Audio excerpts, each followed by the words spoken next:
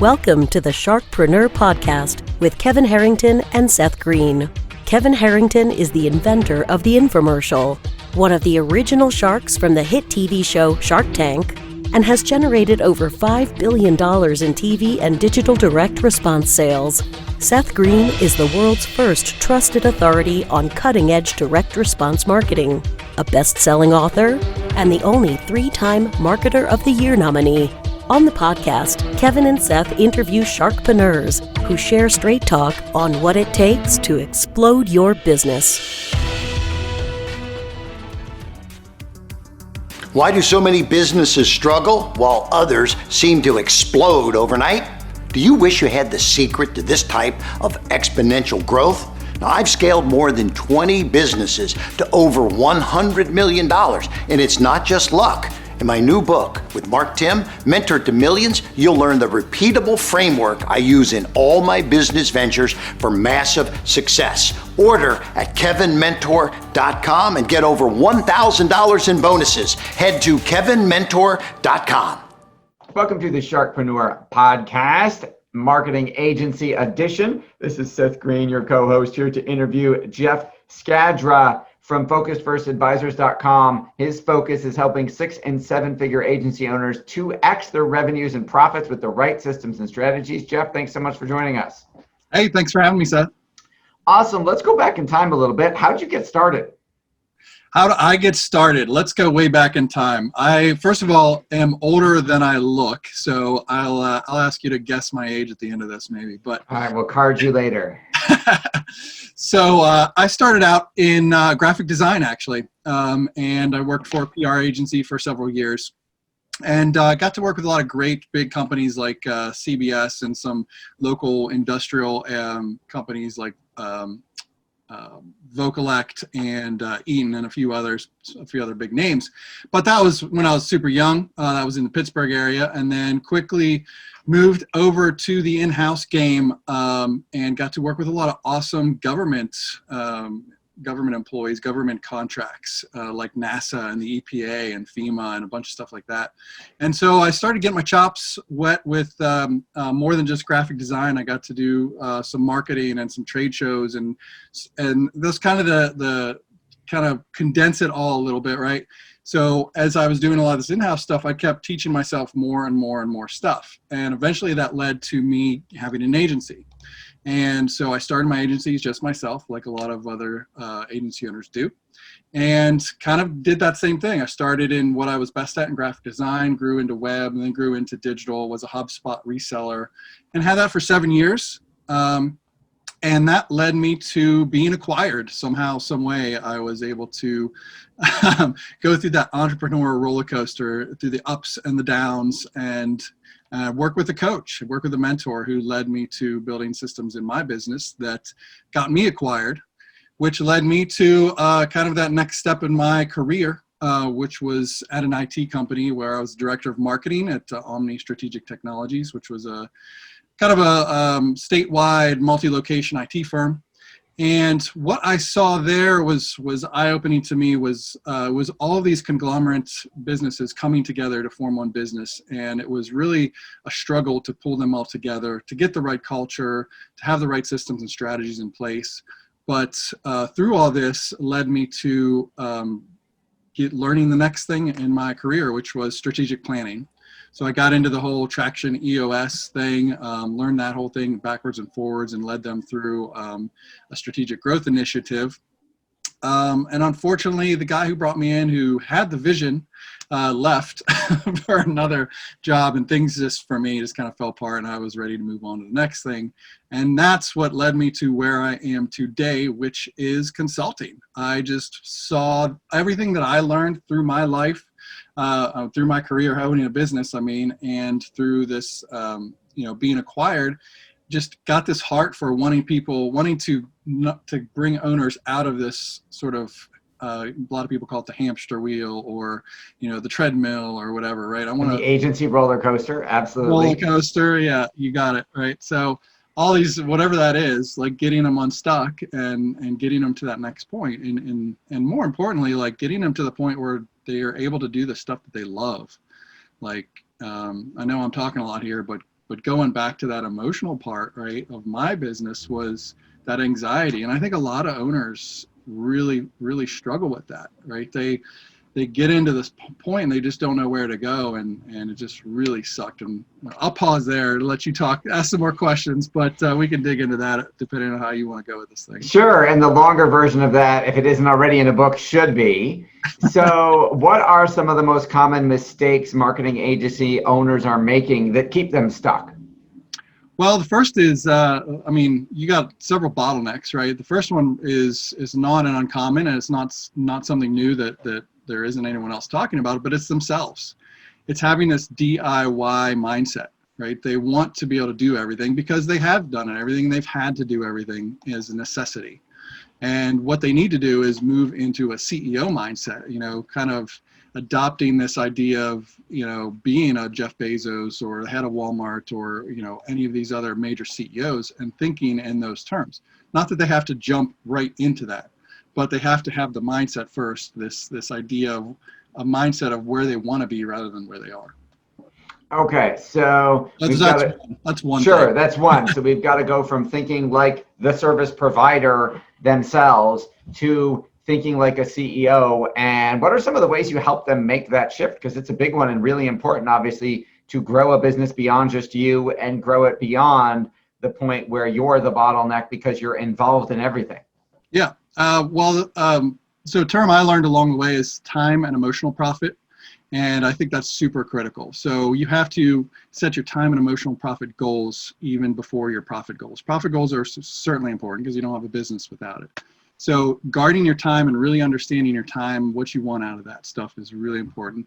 Knowing your numbers, really just being able to run your business from 30,000 foot view, but having that analytics, right? Having those analytics in place is just really critical. What you don't know, you don't know. And if you don't know what's successful and what's working, then you're going to keep doing the things that maybe aren't the best for your business. And having a strategy, having a vision and a strategy in place. I see owners who start with this idea of I can make money doing this thing, and they've never really figured out the why. Simon Sinek talks about that. We all know Simon Sinek and the value of the why.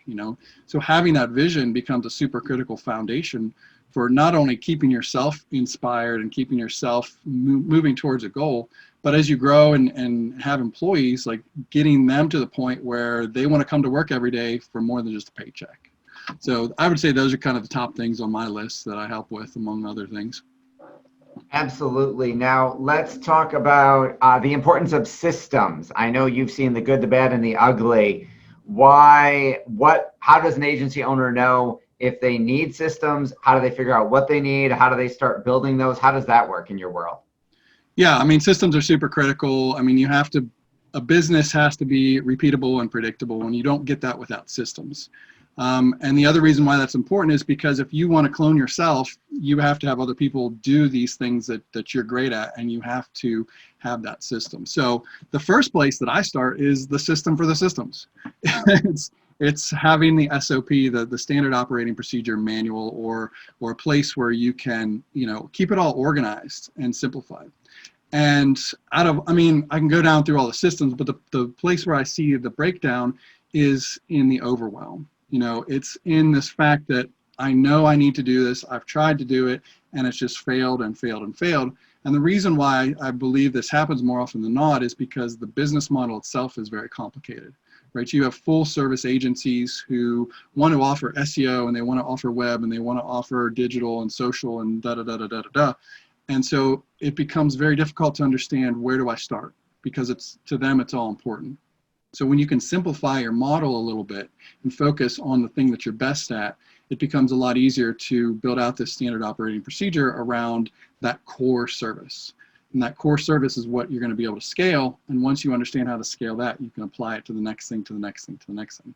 So very simply, without getting crazy, it's just that standard operating procedure. Why are agency owners so resistant to doing that? Well, it goes back to the mindset thing. It's the one, I think it's a little bit of trust in their team, a little bit of mindset of just being able to let go. It's just really hard, thinking back to when I was an agency owner. Since I grew up in graphic design, that was one of the first things that was hard for me to let go of. And because I thought I was the best at it, I thought, nobody else could be as good as me, and my clients expected a certain level. But the reality is that when I started letting go, it became super easy and like such a relief. And I had to sort of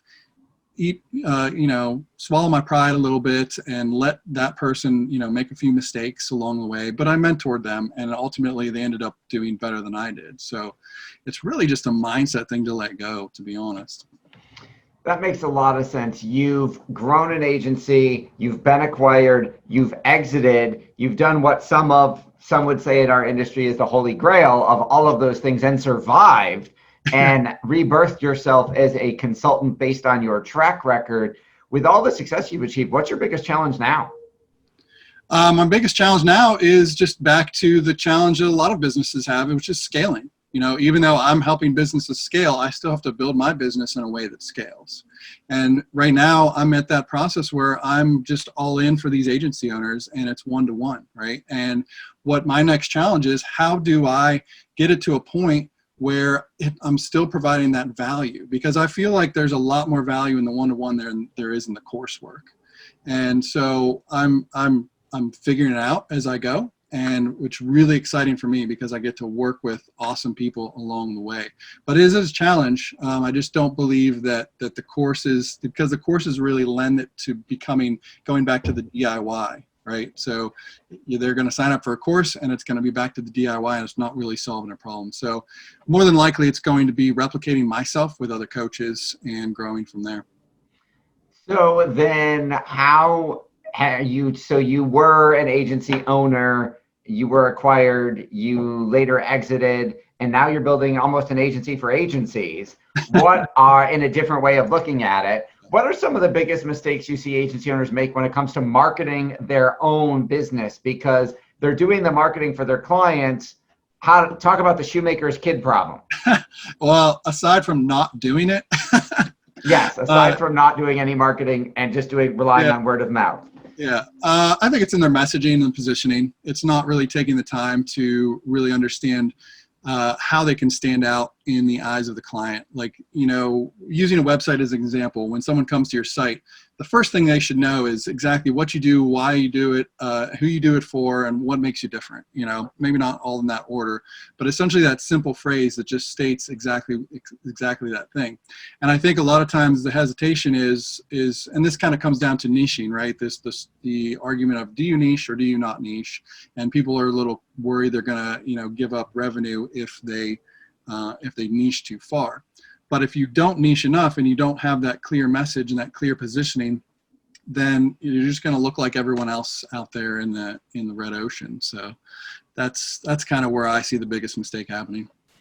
For your agency owners that have gone through your process, talk to us a little bit about what that magical transformation, that before and after kind of looks like. What do they look like? What does their agency look like when they come to you? The mess that you're helping them fix, and then what does it look like on the other side at the light, after the light at the end of the tunnel?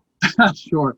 I think the thing that I see more often than not is this sort of lack of focus and consistency. And I feel it's spawning from this idea of wanting to do too much. It spawns from having your hands in too many different things, having too many decisions. So the first thing we do is really focus on the time, focus on how they can have more focus and consistency. And what that looks like, utilizing systems. So when they come to us, they're a little bit unorganized. They're doing pretty well. They have some success. They're seeing some revenue come in, but that becomes the bottleneck of now they don't have all the other stuff, the other foundations in place to deliver it in a consistent and predictable and sustainable way. So on the way out, they have more systems in place. They have a better control of their numbers and understanding how they can make it more predictable and how they can turn the volume up or down as needed. And overall feeling better about their business and the fact that they don't have to do it all. That makes a lot of sense. Your passion's obvious. What do you like best about what you do? Oh man, it's really meeting new people, even people I don't close, and just prospectively talking with.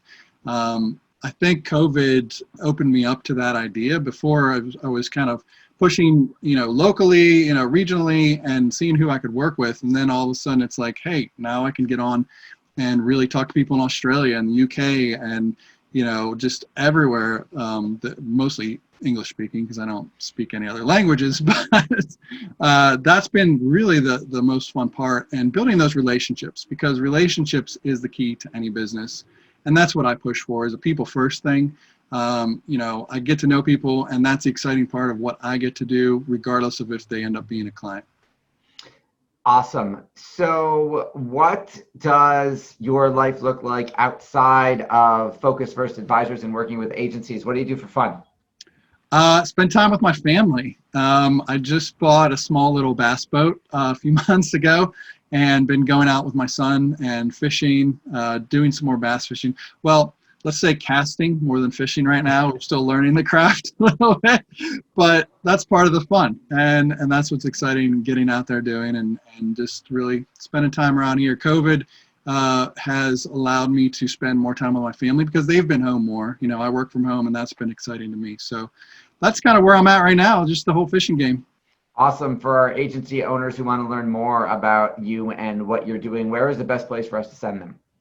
Well, come to my Facebook group. I recently just changed the name to 2X Agency Accelerator. You're more than welcome to join.